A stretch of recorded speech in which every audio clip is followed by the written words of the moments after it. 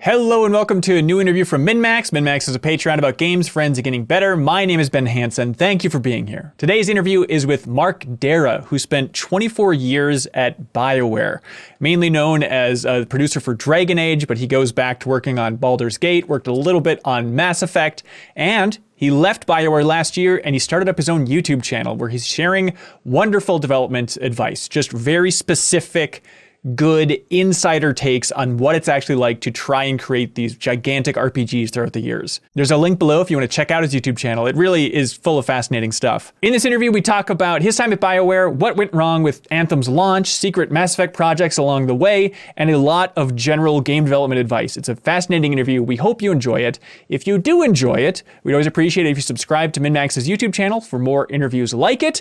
Or if you want to help support content like this, you can go to patreon.com/MinnMax with two N's, where if you support us over on Patreon, you can unlock the podcast version of this interview, all of our other interviews, the deepest dives, which are our huge community game clubs. If you like this type of content, you can support it or join it over at patreon.com/MinnMax with two N's in honor of Minnesota. And without further ado, here's Mark Darrah. Mark Darrah, welcome to MinnMax, sir. Well, thank you for having me. It's an honor to have you. I guess from one YouTuber to another, welcome to this new era for you. Yes, it's definitely been a learning experience for the last several months. Okay, so let's really unpack this. So you started up a YouTube channel after leaving BioWare called Old Game Dev Advice. That's right. Yes, Old Game Dev Advice. I started it in February of this year with an eye towards trying to maybe pass on the things that I've learned over 23 years of being at BioWare. It's really interesting. I've watched almost everything on there. It's incredibly interesting. I feel like in some ways, is it you kind of like working through these thoughts for a book, or is this like a replacement for a book? And you must have had the thoughts of like, I have so much advice I want to give. Is a book the best place for us? Or is this just a new era and we should just go right to a YouTube channel? Yeah, I did think about a book. I think maybe this might end up being a replacement for a book, or possibly maybe I will at some future date staple all the videos together in paper form and call that a book. I guess we'll see. Right now, I think it's also just me working through all of the things in my head. So I don't really think that there's enough order or flow right now for there to be a book here. We've jumped all over the place from very, very in the weeds kinds of things about development to very more philosophical thoughts. So, yeah. I mean, yeah, the range is, hey, check out this merch for, Jade Empire 2. It's like a 30-second video back when that was in development, and then jump to now it's me speaking to a fictional imaginary executive and kind of explaining the scene behind the scenes on the development floor that they're not seeing, which, by the way, I think is maybe your most interesting video. I really thought that was fascinating. Yeah, I mean, I almost made and didn't make that video, I think, several times, because I think it's a very common conversation to have with an executive. Then they'll say like, I'm coming up on Friday. I don't want any special work. Just show me the game like it is. No PowerPoint presentations. But I mean, they got to know that's not what's going on. Right. So I just wanted to say that out loud, let them know that, like, if you think this is real, if you think that people are listening to you when you say this, they're not. If you don't think they're listening to you, then why are you saying this?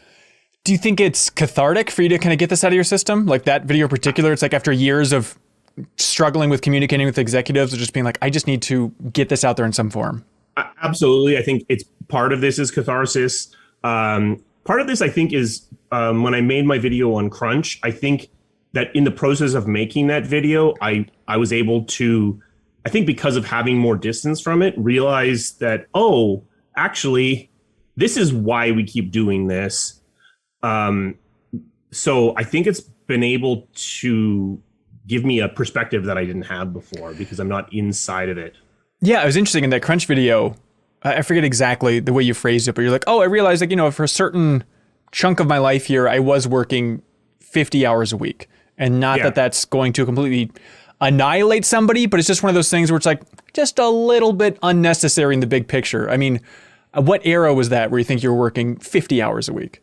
So 50 hours a week was pretty much from 2008 until basically I resigned. So 12 years was pretty much, that was my baseline. And then putting, heavy crunch on top of that when we were finally in the game. And I don't know. It was kind of that's maybe the rawest part of that video, where it's like me with the mic open, realizing that, maybe that was wearing away at me over 12 years. Yeah. I mean, in retrospect, do you think you could have just said, all right, 40 hours, I'm leaving no matter what, or would projects have crumbled? I think I could have. I think I talk about why, you get kind of trapped in it. But I do think the thing that I realized while making that video is that crunch, we think we're doing it for one reason, but it's actually causing something else. And I think a lot of what really crunch is doing is it's getting people tired enough to be willing to ship things. And as awful and toxic as that sentence is, I think that's actually what's happening. So I think if we can find, as an industry, different ways to encourage completion, to let things be done, to stop, taking one more kick at the can to try to make it just a little bit better. I mean, sometimes you need to do that, but sometimes you just need to be willing to move on. I think if we can find new ways, then that side effect, that awful, weird side effect that crunch is providing, goes away. And I think we can potentially see the situation improve. I think as an industry, we assume that we're doing it because we need to get more done. And I think that's what everyone assumes, because that's what's happening. We're just working more hours. But that's, at the end of the day, it's not real. That's not really what's going on. And I think until we can acknowledge the reason why it's actually helping, until we can acknowledge that, then I don't think we can actually get better, because I think we've too much been stuck in this crunch. I mean, we went from, in the 90s, crunch, hooray, we're all heroes, to a long period of time where it's just like crunch is bad. It's an objective bad. And I think that's only part of the answer. And I think if we just are stuck there, then we're just like, crunch is bad, and then we keep doing it, because actually it turns out it's providing something that a lot of us don't have another way to provide, which is this completion urgency, this requirement to get things done. So, I mean, not to completely make you reword your video here, but what is your conclusion after seeing it from the inside for so long? Like, what do we do? I think that there are, like, I've been working on, like, develop methodologies like pile of sand or the hourglass, or even just using heavier triage, or I think we can start to pivot the mindset of the team, but most importantly, the mindset of the leaders towards when it's time to be finishing things. And that time should be earlier, I think, than we normally think it is. Then we need to be focused on finishing things. And if everyone's aligned on that, then things are finishing, and we won't need to then have to go, blah, everyone needs to stay till 9. I'm going to bring in food and because it's, and I think I've known for a while that urgency was one of the side effects of crunch. But I think what I realized making the video was that it's not urgency. It's specifically getting things done, setting them down. And I think when I say getting things done, there's a lack of clarity on that, because things could be anything. I mean, things the player will see, like getting a mission done, getting a level done, getting a creature done, not just getting a task done. And because the reality is when you're crunching, your task completion is going down.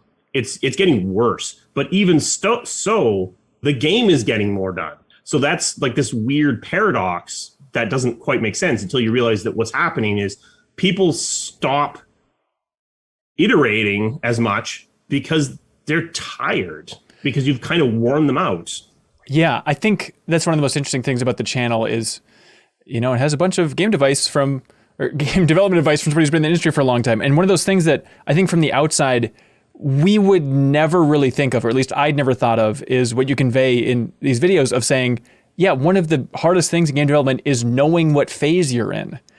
And you said, like, you need to generate urgency. And you even said something which I thought was wild about just, it actually pays off if you print out t-shirts that say, we're in this phase right now, everybody. Just having somebody up there with the flare saying, this is what phase we're in. We're not just all putzing and working on stuff endlessly. Like, right now we're in this phase, go. From the outside, that has never been a consideration for me of just like, what do you mean? You send out an email or something and say, we're in this phase. But why is that so challenging to let people know we are in the finishing stuff off phase right now? I think it's because, everyone wants to do their best work. And it's very easy to get stuck in the mindset of they're being themselves. So they're becoming like, I'm an artist and I'm going to focus on my craft in the minutia and not take the step back and look at the greater overall game, because making something that's amazing in your craft, but because it was so late or so delayed, or even is like, it doesn't run very effectively, that drags the whole game down. Mm-hmm. So it needs to be this totality, and people can get stuck in like, it's about my craft, it's about perfection. But like I quoted in the quote crunch video, but Howard Hawks is like a famous, I guess not famous now, because unless you're ancient, you can say famous. A movie producer who said like a great movie is 3 good scenes and no bad ones. And I couldn't find this quote, but there is a Spielberg quote, which is like the biggest lesson, something to the effect of, the biggest lesson I ever learned was to like more things and love less things. And I think that game development is that. It's about liking everything you do, but not falling in love with as much stuff. So people, just the on the ground example of this, is it somebody working on the beauty of this texture that's a window frame texture? And it's like, you don't understand. In the context of the game, this is off to the side. The player is not even going to look at it. You can watch 1,000 Twitch streams. They'll never glance at that. But it's maybe their first job in the industry, or they're just really particular and passionate about it because they're artists, of course. And so you just need to somehow pry that devotion off and get them a perspective on the whole. Yeah, absolutely. Though I honestly do think that kind of perfectionism more often comes from the people around that person. I think it's actually relatively easy to get a person to be like, I'm going to make a window frame. Fine. Boom. I made a window frame. It took me an hour and a half. On we go. Yes, maybe I'm junior, so I don't really understand how long I should spend, but you can teach that. What I think is really the thing that's actually causing the problem is you show that window frame to all of the other architectural artists, and they go, well, it could maybe have a little bit more crenellation there. And then you show it to your lead, and your lead, and because the argument kind of always goes to the person arguing for it could be just a little bit better, that there's anyone along that pipeline can inject change. I've seen projects where it's almost like people feel like they have to. So I make a thing and I get it to where I'm happy with it, and I show it to my lead. My lead feels like almost like they have to inject change, which pushes it back. And then it comes back to the lead. The lead's like, yeah, good job. And then they show it to their lead, and that lead feels like, you know what? I got to inject my change. And then it's got to go all the way back. And then it's got to go back to that first lead who injects change. And you end up in this thing where you're like bouncing. This is going to look weird on the video. You're going to be bouncing like up and down, like through this thing until finally you get to the executive producer. And then that executive producer feels like, I got to put my stamp on this too. And then you start everything all over again.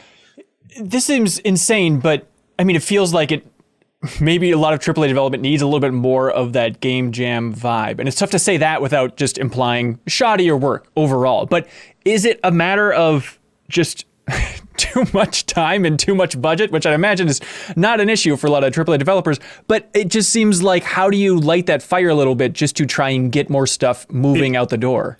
That's really exactly what it's about. It's about lighting that fire. It's not about, less budget or less time, but it's about the things that come when you have less budget and less time, that urgency that I got to get something down because I'm going to touch this and I'm never going to touch it again. All of that philosophy, I think, is what AAA needs. You hear time and time again, this game was in development for 5 years, but really it was made in the last 16 months. Right. This game was in development for 7 years, but really it was made in the last 12 months. Well, right. And it's not that those 6 years that were before that last 12 months were useless. There's lots of prototyping and iteration and discovery that needs to happen. But somewhere in that 6 years was a point where the project felt like, you know what, now we can enter into production. And they really didn't. They said they did, but they really didn't. They didn't pivot into, now we're making the game for real. Stop iterating, stop prototyping, stop questing for perfect quality, and start making stuff. And if we could flip that switch earlier, then it's gonna mean more is done, and that's, I think, going to lead to less crunch. I hesitate to say that more completion urgency alone is going to make crunch go away completely. There are other things around, dependencies or just time crunches due to dates and things that are still going to stick around. But I do think that if we could pivot to more, I do think that like that kind of game jam, demo, indie thinking is the right direction. Like, you do see projects sometimes make huge leaps forward when they're working for an E3 demo. Mm-hmm. Not because the E3 demo is really truly representative of the game, but because it's got to get done and it's got to show and people are going to touch it. So it's got to move forward. And then, after that E3 demo, you got to undo all the hacks and bits of gum that are holding it together, or maybe not. But you've made all this progress, and I don't think you should run a project by just running from demo to demo to demo. Nor can I think you maintain that, because I think the team is going to realize that, sure, E3, that's real. Okay, Gamescom, I'll give you that one. What's this one you made up that's happening in October? The Thanksgiving demo? That's not real. Right. I think of a studio like Naughty Dog, and they made Uncharted Lost Legacy.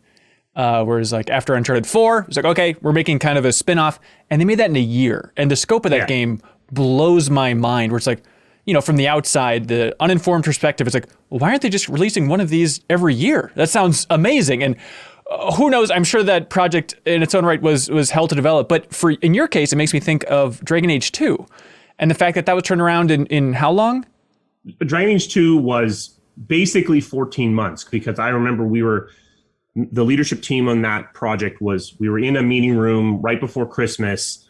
We all got, like Matt Goldman likes to say, we all got tattoos, and then we decided to make that game.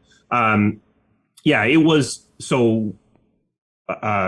Star Wars: The Old Republic was slipping yet again, and EA wanted something to sort of patch that hole, and we signed up for that. And it was turned around in 14 months. And absolutely, because the very first day we went to the team in like January and said, this is what we're doing. We basically entered production that day. You everything that was done was, it was the first one that was done. And you can see that where there are cracks in that game as a result. But like, that's 14 months instead of crazy 5 years. And so you're trying to take the positive lessons from everybody being urgent from a case like Dragon Age 2, but make it without the, tragic crunch that I'm sure was all over that project. Absolutely. Like, I think I don't think know that for AAA RPGs that 14 months is the time you want to be shooting for. But I do think that if you can, you do your vision, you do your prototyping, you do your pre-production, and then the klaxons go off and say, now it's production time. When this gets to good, not even necessarily great, but certainly not perfect. When this gets good enough, we are going to set it aside and work on the next thing. And because that's the reality is something's got to be the worst thing in the game. So I realize that like this sounds like I'm saying like just do a crappier job, but I'm not saying that. I'm just saying like this is the parable of the pots. This is set this thing aside, work on the next thing. You can come back later and say, well, okay, yeah, that first thing I did is now too crappy to stay in the game. Great, now it's time. But you know what? If you set that down and do another one, now you've got two. And if the second one is better than the first one, well, that's awesome. And if you do 30 of those, you've got 30. If you spend that same time just hammering on that first one, you've only got one, and that first one probably is worse than the best of the 30 you would have made in the same length of time. Do you feel like you were able to implement some of these lessons within BioWare? I mean, you were so high up at the company by the end of your run there, or is it just a company that big with that much momentum, you can't reset things on the development level that now you're expressing on the YouTube channel? I think that I was able to move the needle somewhat. I think that, the industry is very interested in the conversation of crunch. Now, I think it's because, now we're in our late 30s and 40s. When we were in our early 20s, I think people were like not really prepared to have that conversation. But I think people are a lot more prepared to have that conversation now. I think we've move the needle some. I do think that as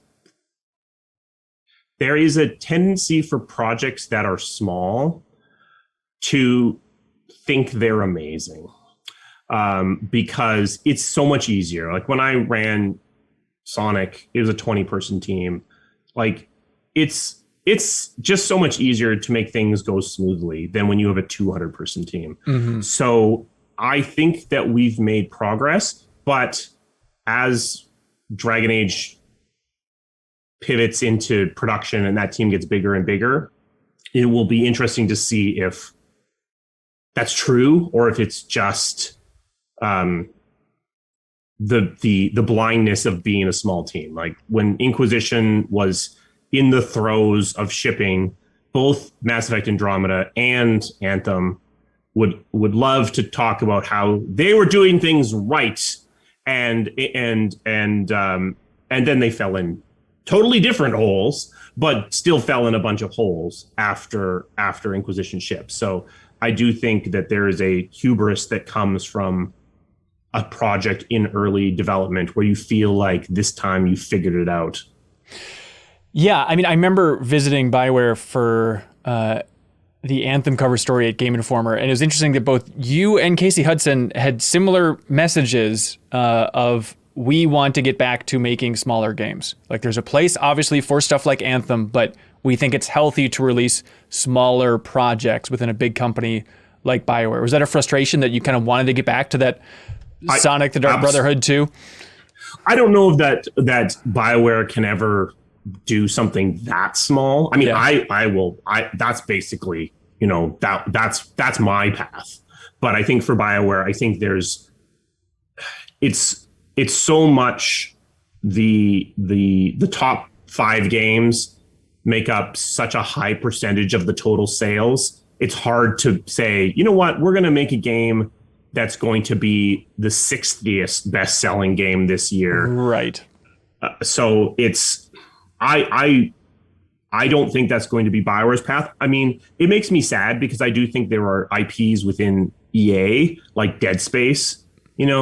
Dead Space, that's a 2 million seller game. Yeah. You could make that game with a budget that it sells 2 million and everyone's like high-fiving everyone. Oh yeah. But I don't think EA will do that. I think that that's too small for them to want to do. And that's sad because, that's a cool IP. And so when you see that disconnect between what the community wants, the budget that I think would make a lot of fans happy versus the needs of a corporation, that was kind of the schism that led you to go, all right, I'm out. I think it was a lot of stuff. I think, that's certainly part of it. I think that, I think also just, it's been a long time. It's been 23 years. Also, as Dragon Age was moving towards production, I could see that like the team, I've been told by people that, they've never met a team that more wants to be in production than Dragon Age team. Yeah. But what ended up happening was in order for the team to really explore the space properly, we had to sort of train them to be in pre-production. But that's meant that team no longer really wanted to be in production. They wanted to be in pre-production. And so the looking at what was going to be required to pivot that team into production, it wasn't a challenge that I thought I was up to any longer. I think that team, once they get into the mindset, is capable of moving entire mountains and will move entire mountains. But they need someone that can lead them through that. Yeah. From the outside, it's striking that you and Casey Hudson left at the same time. And so it definitely implies a this moment for the two of you. If it was just you saying, I can't do it, then that's understandable. Yeah, it's hilarious because we definitely were not coordinated. That was as near as I can determine, there was nothing that triggered us on the same moment other than maybe just a sort of mounting, just like there's friction being at I would say that GM and EP is the point at which the corporate friction and the project friction meet, and you're just sort of grinding there. But I don't think there was a massive injection of anything late last year that triggered that. That not that I can point to. Like for me, yeah, I do think it was weirdly a coincidence. Wow, have you stayed in touch with Casey Hudson much since you left? Yeah, I haven't talked to Casey in a little while, but Casey and I have stayed in touch. But yeah, like we didn't leave to form a studio together or anything. Oh, that's interesting. Do you want to stay in game development? I mean, you want to go back to the smaller projects then? I do think that I will. There are more games in me. It'll be interesting to see how I get there. I feel like I'm going to get there starting from a studio of one, and then, I have giant blind spots in my skill set. I'm not an artist by training or ability. So there are limits to how far I think I can take that. But I think that is what's going to happen. I think that there will be things that I will make.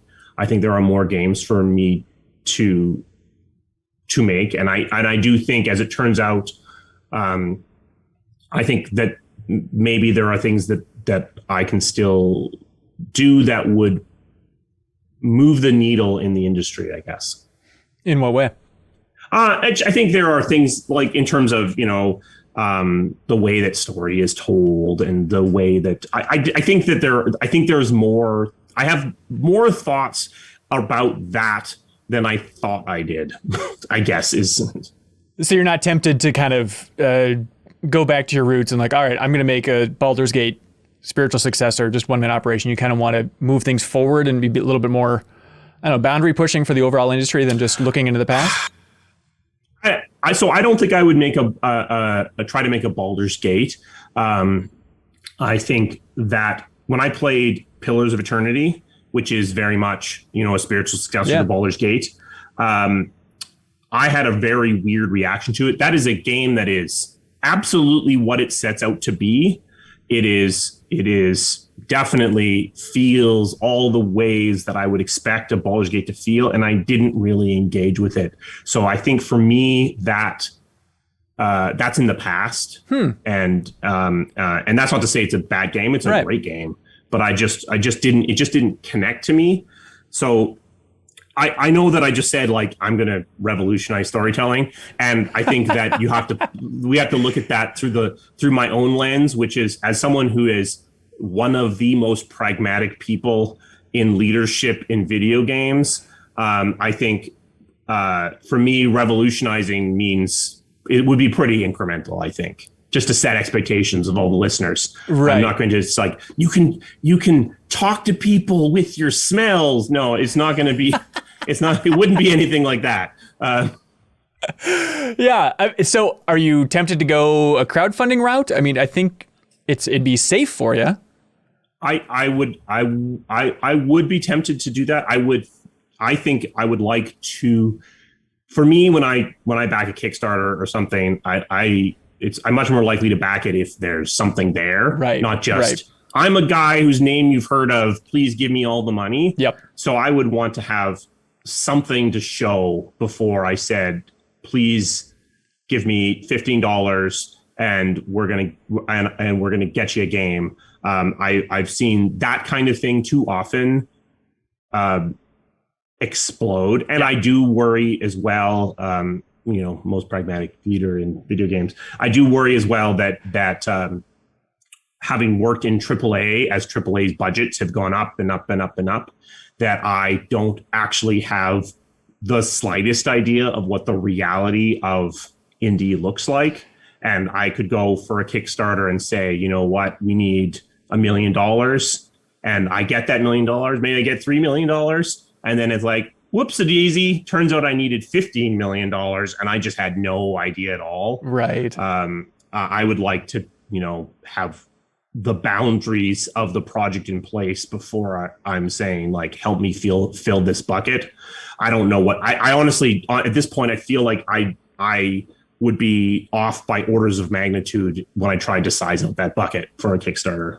Yeah. I mean, it's going to be interesting, though. I mean, this new era of transparency from you, it's got to be tempting to just post the entire project on YouTube or have incremental updates. Are you going to be transparent on that front? I that's exactly what I've been thinking, is like, maybe that's exactly right. Is one of the things that I've found really helpful for driving urgency is dailies. Some sort, and I use dailies as if but not necessarily every day, but some form of review. And if you have a one-person studio, I don't know who your reviewer is, but if you're doing it, if you're live streaming it or posting a video of it, then okay, then people can provide that feedback, or at least that set of eyes and that urgency of, well, I mean, I'm live streaming on Thursday. I guess the build better compile. So I actually think that is almost definitely going to be part of the process for me. I do worry that to some degree you might suck the anticipation out of the process if you can watch it if you're watching your sausage being built. Maybe you don't want a piece of sausage anymore, but I definitely think that for me that will be part of the process, and then at least the first kick at the can, and then maybe decide after the fact that that's a terrible idea. I mean, if there's a big pivot, I think you're in a safe space. I'd imagine that audience on your YouTube channel is pretty hardcore, and I still think you can have that element of surprise every time you post, like, all right, now here's actually the reveal trailer, and it's like the hardcore fans who've been watching the whole process will know that it's not the big reveal of anything, but to a slightly larger circle that's still going to have that impact. And I think it's worth it for that core group to see what it's actually like to start from square one. Yeah, I mean, I watch, as a baby YouTuber, watching videos about niche down and all these terms that I only marginally understand. It's interesting because I think my audience is this eclectic mix of people who know who I am because they follow me on Twitter because they like Dragon Age. Yeah. Who are not game developers and are just sort of interested in game development because, it's their hobby and games are their hobby. And so game development is sort of adjacent to that. Same as, if you're a fisherman, you might watch a video about how fishing rods are made. and then people who are actual game developers who are watching this saying, well, okay, this is someone who's done this a long time. Maybe I can extract some knowledge from their crispy corpse. And so my videos have been like, as you said, they're kind of, it's a very wide selection of videos. And I think that's good, because it means that no matter who you are, I think there's something useful there. But it does mean that, yeah, my audience is here for me, but for different reasons. Yeah. Is it, are you being torn apart a little bit internally about that pressure of, I know if I just made a video that said the secrets of Dragon Age, not even Dragon Age 4, whatever the hell that thing's called at this point, but just the secrets of Dragon Age Origins, like, that audience would really show up. I'd imagine there's that community that's screaming at you like, tell us something we don't know about Dragon Age, tell us about the future, versus trying to play it a little bit more straight and actually offer game dev advice. Yeah, for sure. It absolutely, like, it's looking at, there is a entire segment of YouTube, which is Dragon Age fans talking about Dragon Age theories and watching the trailers and picking them apart, and I could do that, and that would be, I feel like that would be almost destructive to everybody, because I could deflate all the theories, some of which are completely wrong, some of which are amazingly right. But I think, like, I don't think the community actually wants that. Right. They might sort of think they do, but I think if I just sort of pulled away the curtain, I think they'd be like, oh, but now what are we going to talk about? Like, I don't think anybody wants that, honestly. Except that it would be great for my metrics, but I don't think anyone really wants that. Yeah, and not to offer you advice, but like, I think there's somewhere in the middle. Like, when they have the next teaser trailer for the next Dragon Age project, you could do a reaction video to that and it'd be your most viewed thing by a mile, and you wouldn't be stepping on anybody's toes, Yeah, I have thought about that exact thing, because we've now moved, I think, beyond the horizon of anything that comes out of Dragon Age at this point. Like, if they're at EA Play, and I don't know if they're at EA Play or not, right, then whatever that is will be something that I didn't have anything to do with. So we're reaching the point where I can now, I feel like, start to provide like reaction videos from the perspective of an incredibly well-informed outsider. Shockingly well-informed, yeah. I mean, Did you have a little bit of that with Mass Effect Legendary Edition coming out? I know you worked a little bit on Mass Effect 1? I worked a little bit on Mass Effect 1 as stream architect. So worked on might be a bit of a stretch, honestly. It's interesting. Like, I did see that from the inside a little bit, because, it was in development while I was still there. Yeah. So, I was, I'm very happy that it has done as well as it had, because, Mass Effect 1 in particular was essentially almost lost to time, and I was worried that we'd waited too long, that the moment for a remaster of Mass Effect, the Mass Effect trilogy, wasn't Gen 5, wasn't the PS5, it was the PS4. Yeah, and that we had waited too long, but it seems like actually no, people are enjoying it for the most part, and it is turning out well. So that's great. Yeah, and you must know, even though you're not inside the studio, like, just have an appreciation for like how much that can do for the studio's morale. I'd imagine it's just night and day. Absolutely. Like, I mean, Andromeda and Anthem being the last two things before the remaster is that is a cloud that hangs above the studio for sure. Yeah, I mean, I remember visiting for Dragon Age Inquisition, it must have been, and it was still like the Mass Effect 3 ending. Like, I feel like even visiting the studio for 2 days, you could feel that like funk of just like, oh, good Christ, just like we've gotten that crap kicked out of us. Yeah, I mean, the mass endings is an interesting one for me because it's not the choices I would have made to end the game, but there was the choices that were made. I wonder. I don't like ultimatums, and I feel like with Mass 3, the team kind of gave in to an ultimatum. That the community was so angry that we then released new, better endings to fix it. And it's not that that's a bad piece of content. That's a good piece of content, but I just worry that the internet today seems almost like almost like a reaction to the Mass 3 endings.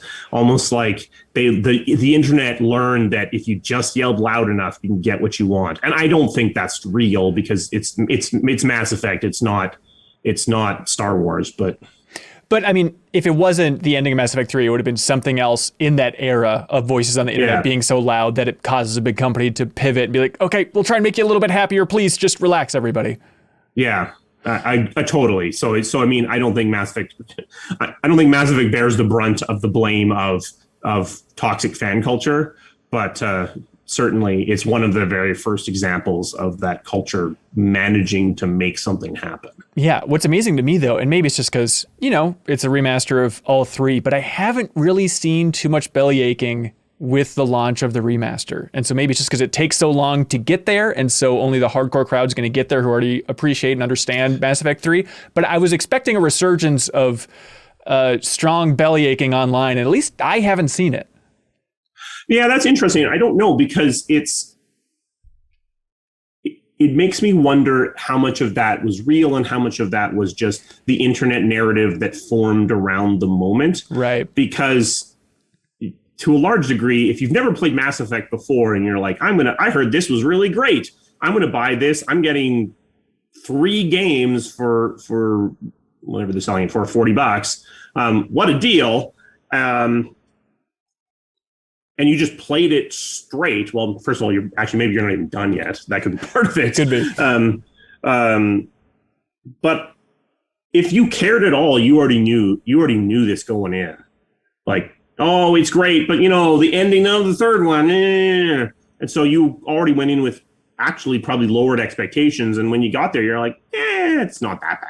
I think that's probably going to be a lot of people's reaction, yeah. So what was Stream Architect as a title? What were you doing in Mass Effect 1? So when I was on Mass Effect, so what actually happened was I was the lead programmer on Jade Empire 2, and then the leader of Jade Empire 2, it was a bunch of political shenanigans. Jade Empire 2 ended up switching to Unreal. It was actually going to be built using Aurora, the original engine for Jade Empire.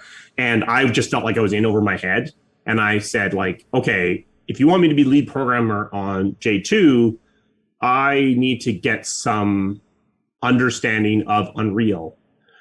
And so what I was thinking was, oh, okay, well, they'll move me on to Mass Effect. I'll be a senior programmer. I'll go there for 4 or 5 months, get my hands dirty, come back with a better understanding of the engine. Instead, they made me Stream Architect or Stream Architect because someone didn't know how to spell architect on the business cards. Architect? Yeah, it's like aqueduct, I guess, but with an R. Okay. But it was a role without a portfolio. I think what I was supposed to basically be was the technical director for both Mass Effect and Jade Empire 2 to make the technologies converge a little bit and like build upon all the learnings, make sure that we were using the engine properly. But given that I got into this role because I didn't feel comfortable with Unreal, I was not the right person to be in this role. So I was only in that role for a little while before I moved on to Sonic, because I was just deeply in over my head in that role. Yeah. So you had a glimpse, though, of understanding why there are so many doors in Mass Effect 1 and kind of the technical limits and how that thing was taped together. Mass 1 was being built before Unreal 3 was even finished. It had never shipped a game. So they were building a game with an engine that wasn't ready to build a game. It didn't have UI systems. It didn't have a whole bunch of stuff. So there's that. The other thing is it was the first time we had used an engine we hadn't built. So the architecture of Mass 1 is very much built from the assumption that I can do anything that I want. I can reach into the guts of the engine and move some organs around, and that's going to be okay. Right. And that's not even really the best idea to do for an engine that you control, but for an engine you don't control, that is a terrible idea, because as that engine is changing, especially for an engine that hasn't even shipped, that engine is changing. Every time that happens, you're like, all that work you've done just gets blown away, and you're fighting against an engine. Like you have a stock car and you're treating it like it's a pickup truck. And it's like, sure, yeah, you can strap a mattress to the top of a NASCAR, but that's not really using the engine the way it's intended to be used. Right. Okay, so you mentioned in a video and is also in an art book, this handheld game called Mass Effect Corsair. Yeah. What was that? So it was, so we actually had a little bit working. So it was going to be so it was a DS game. It was going to be like a first person. You'd fly around a ship, and then you would go to, we were going to put it out. I can't remember the parts of the Mass Effect universe, but they're like part of the galaxy, which was like where it was more sort of piratey and not really fully explored. And it was going to kind of be like a combination of sort of privateer and star control. So you would have a ship. You would be independent. You would be like more like a Han Solo character, not a Spectre. Yeah. And you would be flying around, picking up cargoes, exploring, and you could explore and then sell that information back to the Human Alliance and be like, yeah, there's this planet here, and they'd be like, oh great, here's some money. We pretty much all we had was the beginnings of the flight controls. We didn't really have the rest of that game put together. We were, figuring out how it worked from an IP perspective still. The problem is that the economics of the Nintendo DS are just terrible. So Sonic Chronicles was on the most expensive cartridge that was available for that console. The cost of goods for that was like $10.50. And then those things like retail for like $30. Right. So, 30 minus 10 is there's only $20 left, and you haven't even, the retailer hasn't even taken a cut. Like, so it's just like squeezing. Which is why I think you saw a lot of, the cheapest cartridge that was available for the DS was like $3.50. So that's a $7 difference. And that was the problem ultimately, is that, we know how to make big games, not how to make games that had control of their cogs. And so it didn't make sense. EA was predicting it was only going to sell like 50,000 copies, which I think was complete nonsense. But whatever, that's what they were predicting. So the 50,000 times $20 was like, this would make $1 million, maybe. And that's assuming that you made it for free. So it just didn't. Right. Do you remember? Was it like Batarian space? Was that kind of the part of the galaxy? Maybe it was Batarian space. Yeah. Okay. And was there combat in the ship then? Yeah, there would have been combat in the ship. Like you were cool. going to be. Yeah, that was the plan. Yeah. I mean, we needed to get it. We needed to get some of the stuff past. I mean, I'm pretty sure Casey would have gone for it because he loves Star Control. I think it's his favorite game of all time. Oh, wow.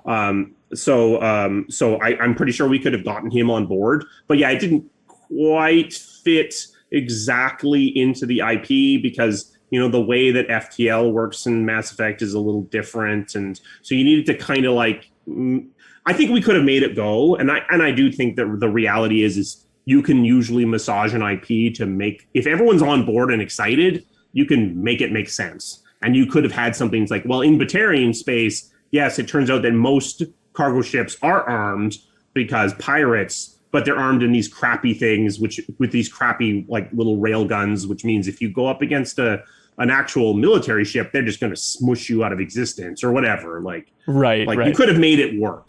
Yeah, that's cool. Well, was there a passion amongst the team for reviving it in some way? Like maybe like a small thing on Steam or something for a while, or it just the team was disbanded so quick that.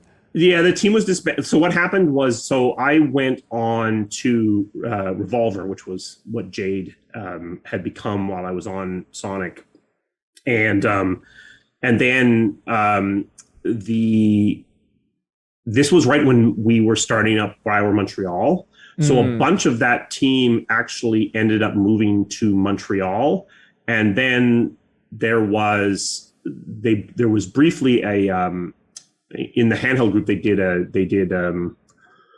what the heck was it called, that mobile Mass Effect game, the little shooter thing. Jacob, was it Jacob? I don't remember. No one's heard of it. It did not do well. And then I think it just basically at that point, so the team pivoted. I moved off back onto Jade. The team pivoted from DS to phones back in 2008 or 2007, whenever that was. Yeah. And we didn't really understand that space at all. And then it basically got kind of eaten, as many things in that era got eaten by Mass Effect and Dragon Age. Right, naturally. And so Revolver was the new project that Jade Empire 2 kind of evolved into, but it wasn't a Jade Empire game at that point. Is that right? So by the time I came back, it was no longer Jade Empire. So it went Jade Empire 2, then it became Jade Modern, and then the leadership of that team decided, why make it a Jade Empire game at all? We'll make it, but it still had all these weird like echoes of Jade in it. So I think it should have just stayed, but it wasn't a Jade Empire game any longer. It was set in a modern sort of San Francisco kind of city, but it was a city that had been built to suppress the age of magic. It's very Jade Empire modern. Like it all has all those echoes, but they had just set aside Jade Empire as an IP for some reason. And then their project just fell apart? Yeah, so so I went on to lead the project, and then shortly after that, Mass Effect needed more people, Mass 1, Dragon Age needed more people, Revolver it was like right at the point where it needed to probably add about 50 people. And so, yeah, it got shut down probably on the day that was its strongest day. Like it had cool combat, it had interesting things with conversations, but there was no going forward with it. There were no people. So if BioWare had 100 more people, the project probably would have survived, actually. Yeah, that's wild. So Sonic Chronicles Dark Brotherhood, I think, is one of the greatest anomalies in the game industry. Like, people listening to this right now are probably like, what are you talking about? BioWare made a Sonic game? How proud are you of that project? When you look back on that, what is your main takeaway? So I think it's the project I am most proud of. Wow. It's because it's a little team with can-do attitude that got it done. It was signed before we were bought by EA, but then ended up being published after we were owned by EA, but it was published by Sega. So Sega pretty much paid us to do it. It wasn't like we got paid quite a bit of money to make this game. I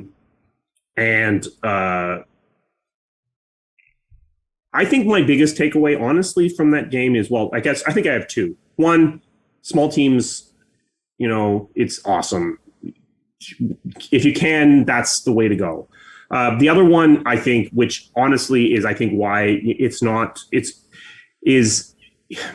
don't lie about what you're making. And we didn't lie about it on purpose, but we did use a lot of language about, like, this is a BioWare game on the DS. Right. This is an RPG. It is, but it's basically, I think if we had framed it more as, this is a BioWare game, but it's basically made for kids.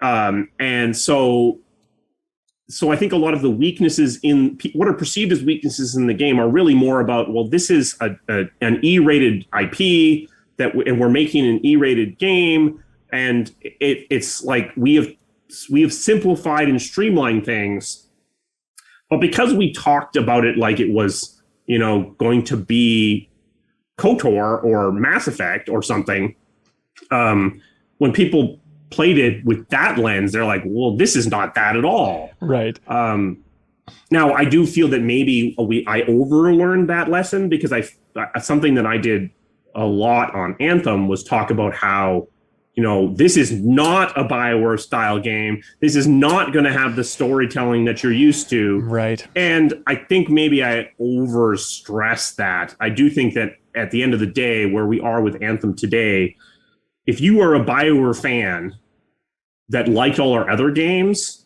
and you play Anthem with an eye to playing it as a storytelling game, it's certainly not our best, but it's not bad.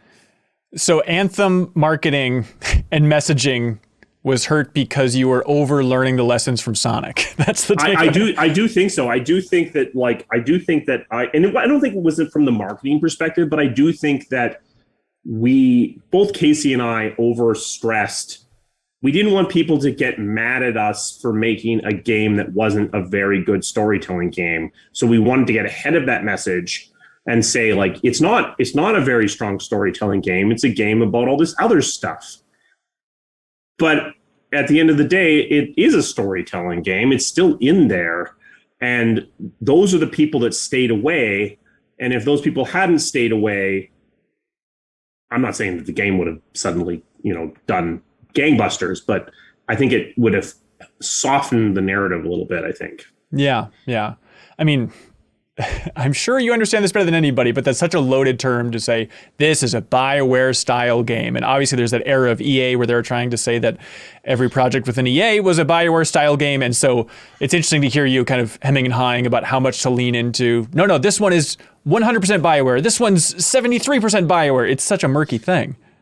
It absolutely is. I mean, when and I even said these things is like, I mean, we made MDK2. Yeah. We made it. So, I mean, is that a BioWare style game? And is Baldur's Gate a BioWare style game? But if it is, then how is Mass Effect a BioWare style game? Right. And certainly I don't think anyone would argue that Mass Effect is not a BioWare style game. So that term has to evolve as the studio continues. But I think for whatever reason, for a variety of reasons, I guess, with Anthem, we were worried that maybe we pushed it a bit too far. And I guess we did. Yeah. Did you enjoy any part of working on Anthem, or was it just a matter of putting out so many fires that it was just nothing but stress till the end? It was stressful for me. I mean, I have the last 10 years of my career at BioWare seemed to involve a lot of helping people land their planes. Right. And that's what Anthem was for me. I wasn't there from the beginning. I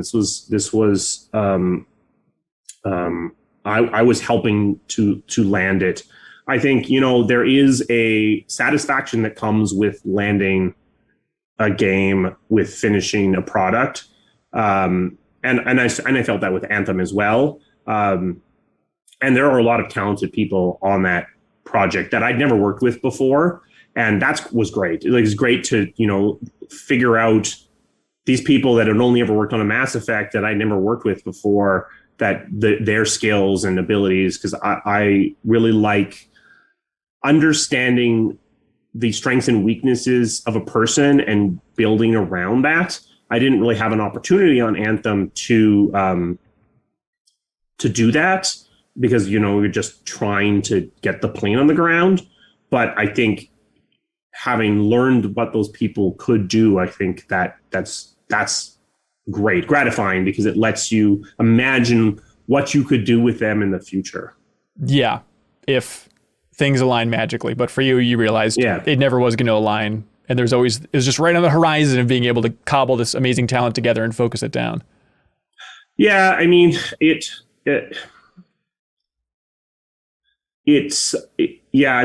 think that The mistake that I made on Anthem, I think the biggest mistake was I'm used to getting a team that pushes back on me in a certain way.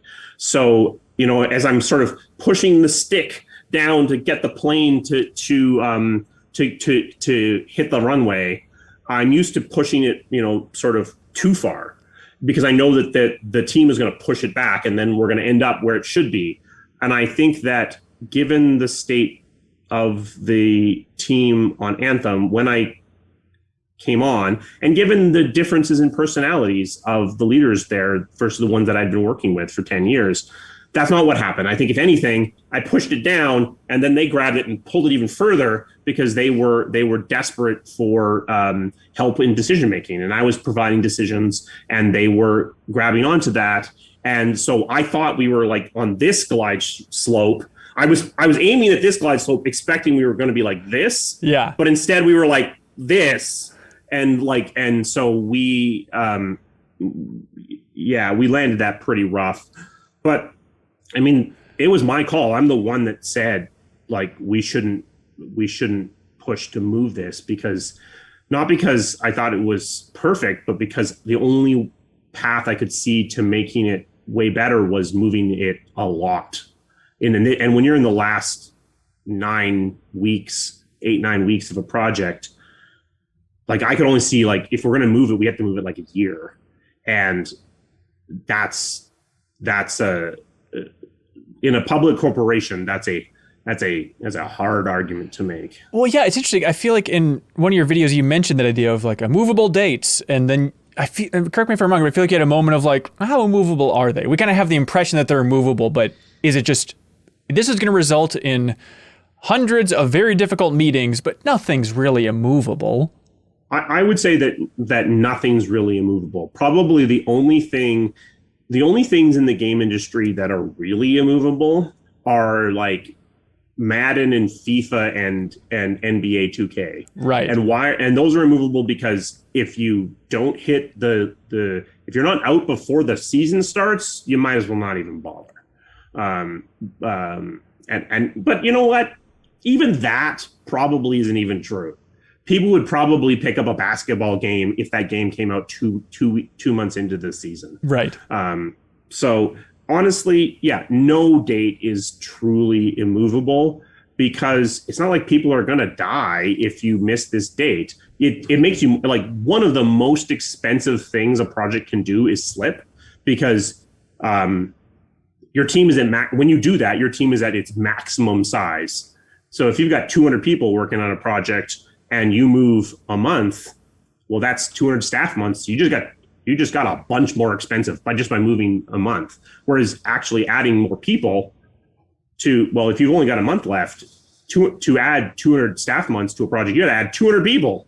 That's a lot of people. Like moving the date is one of the most expensive, and you can reach the point where it's like, look, it's not worth it. If we move the date, it's going to cost more to continue this project than it's going to make. So we're not gonna. But rarely is that the case. You've already spent the money you've spent. So the only cost that matters is the cost going forward. Yeah. So do you regret not pushing for Anthem to be delayed a year, or was it good just to get something on the ground so then we could start building to take it off again with a living game? Yeah, honestly, I don't regret it. The team was tired and it didn't have another year in it. And I think a lot of the things that are super obvious now, some of them we knew, like the balance. We had done one clean balance pass by having QA come in and hot seat their way through the game over Christmas break, like literally playing the game 24 hours a day. Oh my God. To get, so we'd done basically that once. So we knew that, but a lot of the other things kind of only came out once it was out in people's hands. So I think the path that I wasn't capable of seeing at the time that could have maybe resulted in a better game would have been to put it into beta, like a real beta. Yep. In the state that it was in. and run it like that, and then release it a year later. But I don't know that there was the will to do that, frankly. There might be now, because I think Anthem taught EA a lot of lessons. Yeah, and I mean, I know it's not exactly your wheelhouse, but I mean, I feel like Cyberpunk also taught the industry a lot of lessons. Were you watching that as just kind of like a car crash in the distance of just, oh my God, I understand what's probably happening inside there? I mean, I think many of the same things happened there. I think was, they had a team that was tired and it wasn't ready, but they couldn't see the path to getting it more ready. Like, just if the team is too tired, just taking another 2 months isn't going to actually get you what you think it's going to get you. Right. I mean, yeah, what is it then? Delay a year and give everybody a month of vacation, please? Yeah, I mean, that's just it. It's like and then it's like, well, but you still have to, I don't really know what CD Projekt's finances are like, but if you're going to do that, if you're going to be like, okay, we're going to stop and we're going to just, we're going to let QA keep testing it and everyone's going to take 2 weeks off. And then we're going to go back. We're going to basically back up from, we were in finaling and now we're going to back into production or some sort of post-production phase. I do think that post-production is a phase that has disappeared from game development that maybe needs to come back. Like, I think if we kind of did it by accident on Dragon Age Origins, that post-production would be, you land it, but then you don't taxi to the gate. You just kind of like, to beat this metaphor to death, is you land it, but then rather than actually releasing it, you take stock of what you have. You take most of the people off the project, but not everyone. And you take your strongest finishers and you take a look at what you have. You put it into testing, you put it into beta, and you really think about like what's missing here. But because we've become so focused on just shipping, the problem is that the date. So how do you maintain the rigor of saying, yeah, I know that it's not shipping till December, but we're going to finish it in June so that we can have 6 months to make sure it's good enough. Right, but trying to emphasize no, but seriously finish it in June. This isn't a soft thing. Like, it's a really weird message to convey. Absolutely. Hey, it's almost like there's an entire YouTube channel worth of content here to try and unpack how to do this, because it seems like an impossible job to make a game, man. It is definitely hard.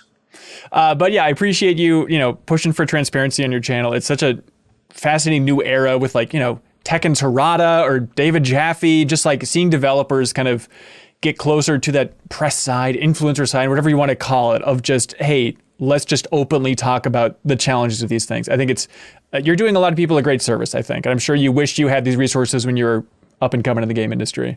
Yeah, I hope so. I hope that, if I can even, save some executive producer that comes after me even a week of crunch on their project, then great. That would be worth it. Yeah. And selfishly, I would love if you had a video about dealing with the press. I feel like you've kind of touched on it every once in a while, but I think that's just such a fascinating idea, and few developers ever really talk about, like, from my perspective, here's what super sucked that the press would constantly ask, or just messaging wise, the way you were trained to answer questions. I think all that stuff is fascinating and no one really talks about it. Yeah, I mean, I've thought about that. I thought about doing a video about E3 because I have thoughts, but I don't want to burn all my bridges down. All right. Well, cool. How can people find the channel? So you can actually just search for Mark Darrah. I'm pretty sure I'm ranking under my own name at this point, but also it's Old Game Dev Advice on YouTube. Sweet. Well, best of luck keeping it going in the future, and congratulations on learning how to edit videos, man. You're doing it well. Oh, thank you, Ben. Oh, also, I guess we didn't mention, I mean, you're also just walking through the woods. What is that? Like, it's the greatest B-roll of all time. Yes, I decided that people didn't need to stare at my face for 45 minutes at a time. So yes, I am. Edmonton has the largest, or one of the largest, river valley trail systems in the world. So yes, there's a lot of trail to be walked. So it's endless content for you. Yes. Perfect. Cool. Thanks so much, Mark. Really appreciate your time. Okay. Thank you, Ben. Yeah, and thank you so much for watching and listening to this interview. You can always check out MinnMax's other interviews on this YouTube channel or subscribe if you enjoyed this one. We appreciate the support. Thanks so much, everybody. Bye. If you are sick of snark, clickbait, and an avalanche of movie news, you can help support independent games media by subscribing to MinnMax's YouTube channel here or checking out the benefits over on Patreon. It's a nice, clean handshake. You support us, and we won't make dumb, condescending stuff for you. Your support helps us continue our mission of focusing on games, friends, and getting better. Patreon.com/MinnMax with 2 N's. We'd appreciate it.